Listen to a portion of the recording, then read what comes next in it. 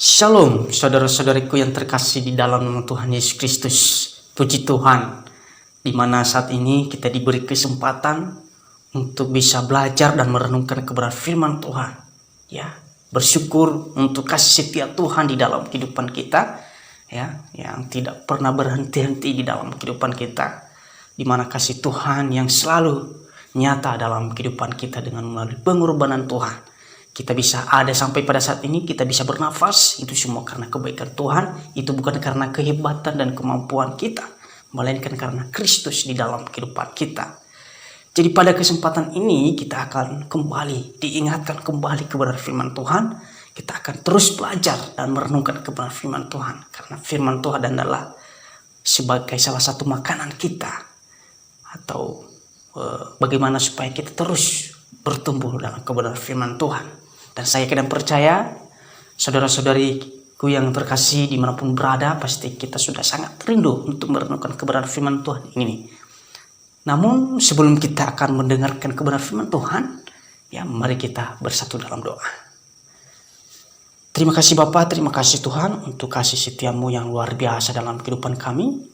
Kami sangat bersyukur buat kasih setiamu Tuhan, dan bahkan berkat-berkat-Mu jasmani maupun rohani yang selalu Engkau sediakan dalam kehidupan kami.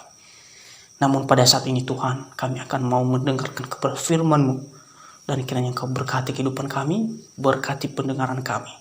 Berikan hati dan jiwa kami yang selalu tertuju kepada-Mu. Ajarlah kami Tuhan untuk mengetahui kehendak-Mu dalam kehidupan kami. Inilah kami, hanya di dalam nama Yesus Kristus kami telah berdoa dan mengucap syukur, haleluya. Amin. Oke, saudara-saudariku yang terkasih di dalam nama Tuhan Yesus Kristus, mari kita sama-sama membuka Alkitab kita mari kita buka Alkitab kita dari kitab Matius, ya, pasal yang kelima, ya.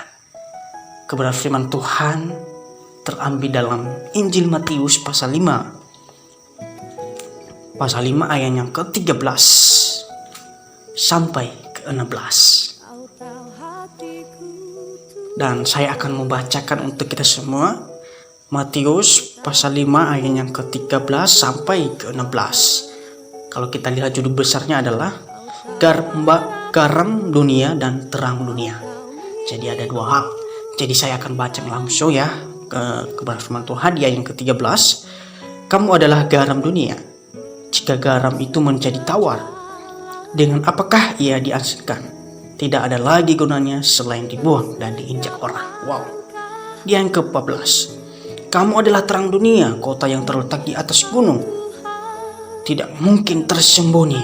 Lagi pula orang tidak menyalakan pelita lalu meletakkannya di bawah gantang, melainkan di atas kaki dian, sehingga menerangi semua orang di dalam rumah itu. Di ayat yang terakhir.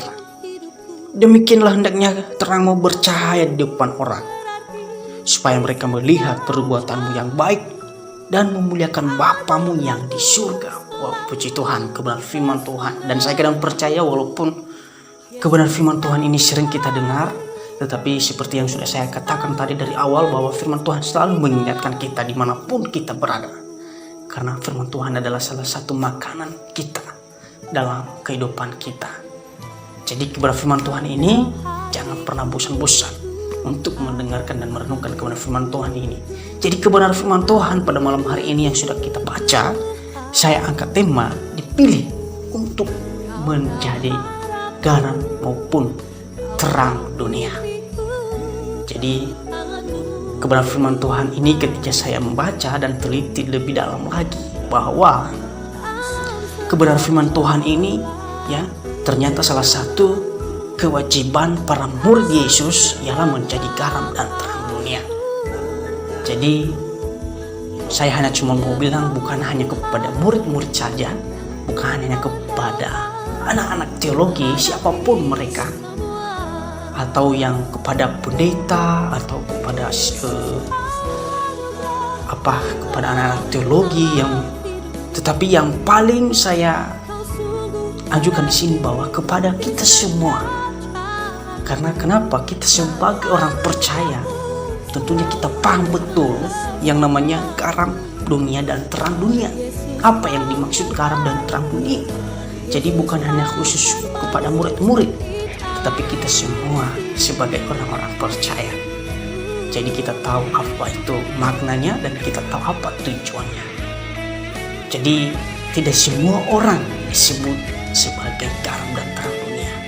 Ya, karena tidak semua orang juga percaya kepada Tuhan Yesus Kristus. Makanya bisa seperti itu pertanyaannya, kenapa tidak semua orang disebut garam dan terang dunia. Jadi sebagai sortir saya di sini bahwa hanya anak-anak teologi yang lebih paham lagi, ya, yang bisa bertindak secara otomatis dalam hal ini. Hanya anak-anak teologi atau murid-murid Tuhan Yesus yang peka dan berespon dalam kebenaran firman Tuhan yang sudah disampaikan, yang Tuhan inginkan dalam kehidupan kita. Jadi menjadi garam dan terang dunia pada umumnya memang tidak gampang, tetapi memang sulit ketika kita membawa beban. Biasanya kalau kita itu diberi tugas, tanggung jawab, udah mau berpikir dulu, wah kayaknya aku nggak mampu melakukan hal demikian. Sehingga pada akhirnya sudah membawa beban dan akhirnya dengan tugas dan tanggung jawab kita tidak bisa kita lakukan dengan baik. Karena kita sudah membawa beban terlebih dahulu. Jadi kebenaran firman Tuhan ini sangat-sangat diberkati kita semua, ya. Dalam hal ini bahwa menunjukkan Tuhan Yesus menginginkan para murid-muridnya melakukan panggilannya dengan setia melalui kehidupannya yang selalu bersih dan murni sehingga dapat memengaruhi orang lain untuk memuliakan Allah. Jadi apakah saat ini kita sudah menjadi berkat untuk hari ini? Ya, apakah hari ini kita sudah menjadi berkat bagi semua orang, baik menolong, baik dalam perkataan yang dapat memotivasi teman-teman kita atau saudara-saudara kita. Saya kena percaya saudara-saudariku yang dikasih oleh Tuhan Yesus Kristus. Ya, kita paham betul bahwa kebenaran firman Tuhan di ayat ke-13, kamu adalah garam dunia. Jika garam itu menjadi tawar, dengan apakah ia diansikan? Tidak ada lagi gunanya selain dibuang dan injak orang. Ya, saya kena percaya mungkin kita paham betul yang namanya garam. Kalau garam itu biasanya yang sering muncul itu di dapur, ya. Ya, itu sebagai bahan campuran makanan. Biasanya kalau tidak ada garam, kalau kekurangan garam mungkin di masakan kita, salah satu di sayur misalnya, pasti kurang enak, pasti ditambah. Tetapi juga kalau garam memang kalau melebihi mungkin lebih bahaya lagi, ya, atau makanan itu pasti nggak enak lagi, pasti apalagi kalau sudah asin banget gitu, ya, pasti dibuang gitu, jadi nggak jadi dimakan. Jadi yang lebih baiknya itu jangan terlalu asin gitu, jangan terlalu asik, lebih baik daripada kalau terlalu asik, gitu. Jadi lebih baik jangan terlalu asik gitu kalau ada orang yang mau masak. Jadi kebenaran firman Tuhan ini sangat memberkati kita. Jadi garam dan terang dunia yang dia maksud adalah bagaimana kebenaran firman Tuhan itu atau sesuatu yang Tuhan kehendaki itu dalam kehidupan kita, bagaimana supaya kehendak Tuhan itu dapat tercapai. Itu yang Tuhan inginkan dengan melalui tindakan kita, dengan melalui perbuatan kita. Jadi itu salah satu wujud yang Tuhan inginkan dalam kehidupan kita. Ya, ketika kita menyampaikan sesuatu atau membawa pembaharuan atau memberitakan kebenaran, pasti tentu tidak lari dari setiap perbuatan kita. Jadi setiap kita sebagai anak-anak Tuhan, ya, siapapun kita, dimanapun kita berada, saya kira percaya kita mampu menjadi garam dan terang dunia. Ketika kita sudah dilengkapi, ketika kita sudah dibentuk, tentunya kita mampu menjadi garam dan terang dunia. Jadi saya percaya sebagai orang-orang yang sudah dibentuk, tentunya memiliki pertumbuhan yang luar biasa, bisa menolong, ya, bisa menjadi pembawa pembaharuan, bisa membantu orang lain. Itu adalah salah satu dampak, itu adalah salah satu garam yang harus kita sampaikan kepada semua orang. Bagaimana garam itu bisa dirasakan? tentunya dengan tindakan kita, ketika kita datang bisa kita berdoa buat mereka, kita bisa menyampaikan sesuatu yang baik tentang kebenaran firman Tuhan. Karena Injil adalah salah satu kabar baik Tuhan, jadi bisa kita menyampaikan kepada mereka, karena mereka adalah membutuhkan kita sebenarnya, tapi cuman kita sekarang ini kurang peka ya dalam hal ini. Jadi dia yang ke-14 ya. Kamu adalah terang dunia, kota yang terletak di atas gunung tidak mungkin tersembunyi. Wow, luar biasa. Di sini di ayat ini, kalau di ayat yang ke-13 garam, di ayat yang ke-14 terang. Jadi ada yang perbedaan, jadi ada dua hal ya. Jadi kalau kita itu sebagai anak-anak Tuhan, kita itu diibaratkan sebagai terang ya. Terang yang dimaksudnya seperti lampu ya. Coba lihat lampu ini yang sudah saya pegang ya. Jikalau malam, apa yang dinyalain pertama-tama? Pasti lampu kan di rumah kita misalnya ya. Ketika kita menyalain lampu, pasti tidak mudah tersembunyi dari kegelapan. Jadi ketika malam itu semuanya lampu menyala. Jadi apakah kita sudah mampu menjadi lampu seperti yang sudah saya sampaikan? Karena lampu adalah bisa menerangi setiap ruangan ya, sehingga ruangan tersebut ada cahaya. Jadi apakah kita sudah mampu menjadi hal demikian seperti lampu atau menjadi terang?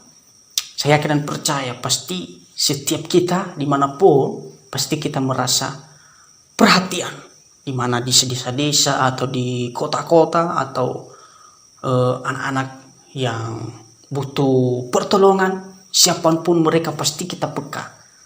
Jadi kita terus menjadi anak-anak yang luar biasa, yang membawa pembaharuan dan membawa kabar baik Tuhan ya. Dengan melalui itu kita bisa menyampaikan kebenaran firman Tuhan, sehingga dampaknya kita bisa menjadi terang bagi semua orang. Bagaimana supaya akhirnya Bapak dapat dimuliakan banyak orang? Tentunya karena perbuatan kita ya, oleh karena tindakan kita, oleh karena kepedulian kita ya. Bagaimana kasih Tuhan, demikian juga kita mempunyai kasih yang luar biasa kepada semua orang. Bagaimana kita menjadi garam yang luar biasa yang dapat dirasakan ya. Tentunya oleh karena tindakan kita, oleh karena perbuatan kita, oleh karena kita setia untuk melakukan kehendak Tuhan. Oleh karena itu, mari kita sebagai anak-anak percaya, jangan hidup dalam zona nyaman ya. Tinggalkan itu, kesibukan apapun ya. Saya kira percaya dalam kebenaran firman Tuhan ini mungkin sering kita dengar, bahkan kita sering merenungkan, kita diingatkan kembali bahwa Tuhan itu ingin semua orang itu bersedia dapat percaya dan dapat dimuliakan Tuhan. Dan oleh karena itu, sebagai orang-orang yang percaya, sebagai orang yang ingin menjadi garam dan terang dunia, dia tetap maju ya. Dia terus maju dalam hal ini, dia terus berkorban dalam melayani Tuhan demi kebenaran firman Tuhan. Kita lihat di ayat ke-15, lagi pula orang tidak menyalakan pelita lalu meletakkannya di bawah gantang, melainkan di atas kakidian sehingga menerangi semua orang di dalam rumah itu ya. Betul yang seperti yang saya sampaikan tadi. Ketika kita datang di desa-desa maupun di kelompok, pasti kita akan memberi dampak ya. Mungkin di kelompok tersebut atau di desa-desa butuh pertolongan, butuh dorongan atau sesuatu hal lainnya. Nah, apakah kita sudah mampu dalam hal ini ya? Saya kadang percaya Tuhan akan pasti menyertai setiap kehidupan kita ya. Mari kita terus memberitakan Injil, karena tema kita adalah dipilih untuk menjadi garam dan terang dunia. Jadi tidak semua orang menjadi garam dan terang dunia. Bersyukur pada hari ini kita bisa menjadi garam dan terang dunia. Tuhan memilih kita dengan tujuan atau dengan diinginin oleh Tuhan, yaitu untuk membawa pembaharuan, untuk membawa kabar baik sehingga dapat dimuliakan banyak orang. Kalau kita lihat di ayat yang ke-16, demikianlah hendaklah terangmu bercahaya di depan orang supaya mereka melihat perbuatanmu yang baik dan memuliakan Bapamu yang di surga. Jadi setiap kita harus disertai perbuatan dan tindakan. Jadi setiap kita tidak lari dari kehendak Tuhan apa yang kita lakukan dalam kehidupan kita. Puji Tuhan ya, kiranya firman Tuhan ini dapat memberkati kita. Kita terus maju demi kebenaran, berkorban jiwa dan mempersembahkan jiwa dan tubuh semuanya oleh karena kebenaran dan kehendak Tuhan. Mari kita terus maju. Amin. Kebenaran firman Tuhan, kiranya firman Tuhan ini dapat memberkati kita semua. Haleluya, puji Tuhan. Mari kita bersatu dalam doa. Terima kasih Tuhan Yesus, terima kasih buat padamu. Hari ini kami boleh merenungkan dan membaca kebenaran firman Tuhan. Diingatkan kembali bagaimana kami menjadi garam dan terang dunia yang luar biasa yang dapat dirasakan banyak orang. Bagaimana supaya terang kami bisa percaya bagi semua orang. Karena orang sangat membutuhkan kami.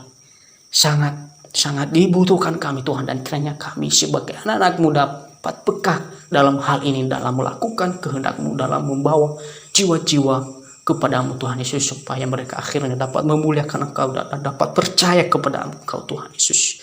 Terima kasih Tuhan Yesus, berkati kehidupan kami dan ajarilah kami Tuhan, lengkapi kami terus Tuhan, mampukanlah kami untuk menjadi garam dan terang dunia. Kiranya firman Tuhan ini Tuhan dapat terus bertumbuh dan berakar dalam kehidupan kami. Hanya di dalam nama Yesus Kristus kami telah berdoa dan mengucap syukur. Haleluya. Amin. Amin. Kebenaran firman Tuhan, Tuhan Yesus memberkati.